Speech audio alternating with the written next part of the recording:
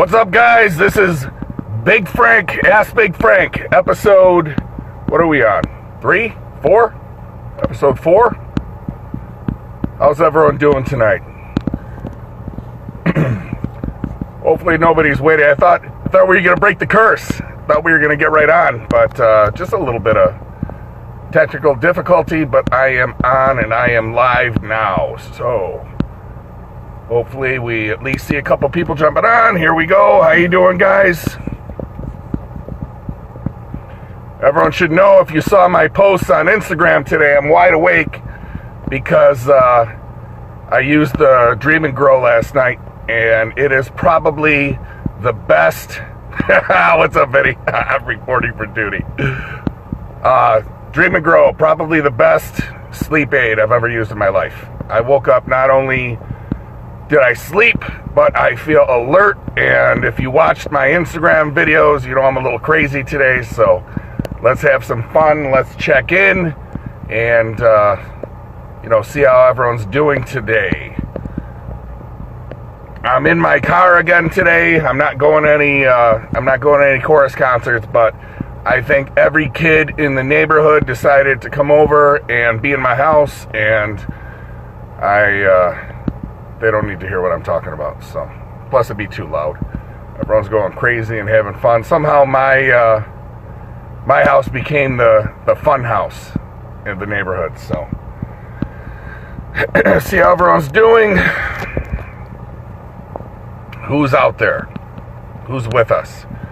I'll wait just a minute before I really start talking and give everyone just a minute to climb in here.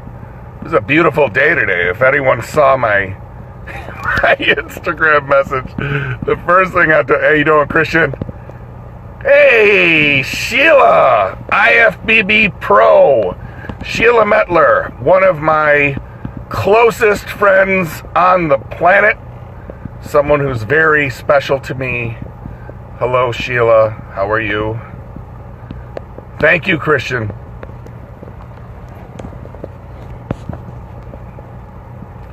Sheila, how was your walk? I know you were taking a walk before this, and I'll tell you what, I think something that'll be very cool would be if me and IFBB Pro Sheila Metler start doing some training videos. So the next time she comes in town, we'll do some training videos, because anyone who's never seen Sheila train, you are missing out, because she is one hell of a pro, and she has one hell of a physique, and probably one of the kindest people in the IFBB. So good, Sheila. I'm glad you want to do that. I mean, I know we've trained a lot before. We've actually trained, Sheila, we've trained a lot of places, actually. Thank you, Vinny. You're my brother for inviting more people. Officer Rocco, what's up, brother? Mike, how you doing, man? You know, Mike, I have to tell you, you guys are awesome. You know, what's up, JD? How you doing, brother? You guys are awesome. You know, when I'm doing my live, a lot of times, like, I kind of miss some things. You know what I'm saying? And then I go back. Thank God we have these replays, because then I could go back and I could read the comments that you guys are leaving. And I want to let you guys know, you know, hi Trish, how you doing, honey? Last week, we all know I got emotional. I started talking about, you know, how I got to a low point in my life and I almost took my life. And you know, the stuff you guys were saying, I was missing it because I couldn't even see through my friggin' tears. But the stuff you guys were saying was just incredible. Mohammed, I don't flat bench anymore at all. So if I were to guess how much I bench press, I wouldn't even have a clue. Thank you, Clint. Thank you, brother. Syracuse Muscle, you're another one. Like I was saying, you guys are just incredible. You know, I went back and I read it, and it was so cool to read your comments, and you know, you always come back every week, and I just want to let you know from my heart how incredible that is. JD, new job at the lumberyard. Now, you are an arm wrestler, so that is awesome, man. Train all day. As you're moving the lumber, as you're doing that stuff, train. When I worked, I was at a forge. Norm, I am 367 pounds today. How much did you How much did he bench? All of it. All right, so JD, when I worked in a steel plant, I worked in a steel forge, right? We had billets of steel that were about this size, and I would lift it like this. And I would do it all day. And, you know, all right, Andy, let me answer that in 2 seconds. When I was at work, I always considered work was my rehab, because I couldn't work when I was all messed up. And then when I finally did go, start going to work, I was in pain all the time. I thought of my work as my workout. And the strength I got in my hands and my forearms and whatever, that's why when I started arm wrestling, a lot of people were surprised because they thought, oh, bodybuilder isn't going to make a good arm wrestler.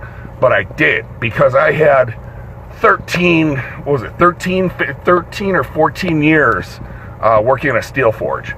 So, these things are, funny story. There's a little muscle that I have here, if you can see it, and this mess of muscle right here. The doctor saw my hands, and he was like, Jesus. He goes, what the hell do you do for your hands? When did I start noticing your muscles getting bigger? My father scared the shit out of me. Connie. My father scared the shit out of me. I'm sure they're coming, Rocco. I'm sure they're coming. Hi, Shelby. How you doing, beautiful? My father scared the shit out of me, right?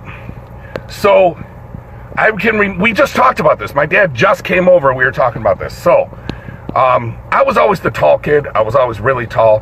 And my father, he likes to refer to me. My friends laugh every time they hear it. They think it's the funny. Desiree, if you're watching, I know you're cracking up because you love this. My father used to call me the fat dumpy kid. Just what you want your father to call you, right? What's up, Joe? How you doing, brother?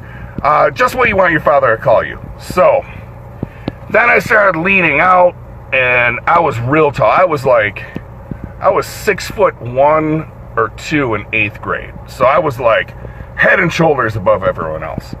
But I started leaning out. And my father came up to me. I was a wrestler / breakdancer. If you can picture that. Don't make me show you my moves. So, I'm driving with my father, and my father goes, hey. He goes, we need to have a talk. Now, my father was from the west side of Buffalo, right? West side, east side, so he fought every day of his life.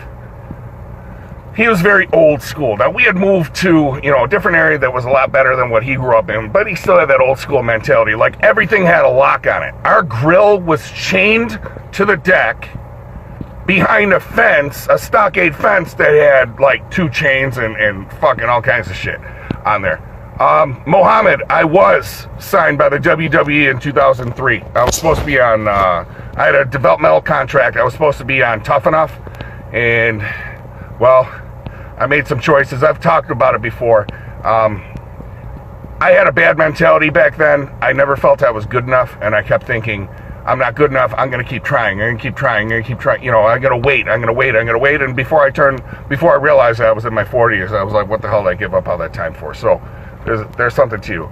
Always believe that you're good enough. Always take that shot, because then you're going to always wonder what if. And of course, I always wonder what if. So anyways, I'm driving with my father, and my father goes, we need to have a serious talk. I'm like, all right. He goes, you're going to get your fucking ass kicked. I'm like, now? By you? Now? What the hell did I do? He was like 6'6". He was a monster. And he's like, no, when you go to high school, you're going to get your fucking ass kicked. He scared the shit out of me. And I'm like, what? And he goes, you need to start training more with the martial arts. Now, I always did wrestling and martial arts, but it was like taekwondo back there. He was like, you got to learn how to fight like real street fight, and you need to get stronger. So he signed me up for this. Oh, thanks, man. You know what, man? I'm going to tell you in a second how to get bigger.